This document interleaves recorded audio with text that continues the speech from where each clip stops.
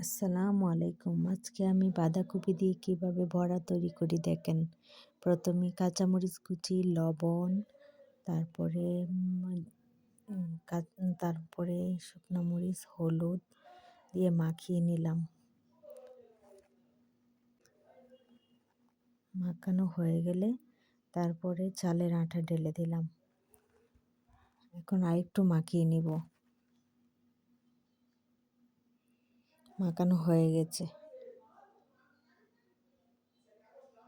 এখন আমি তেল গরম করে তেলে দিয়ে দিলাম। তারপর ভেজে নিব। একের পর এক ভেজে নিলাম। ভাজা প্রায় হয়ে গেল। বন্ধুরা, রেসিপিটা কেমন হলো? ভালো লাগলে লাইক, কমেন্ট এবং সাবস্ক্রাইব করে দিবেন।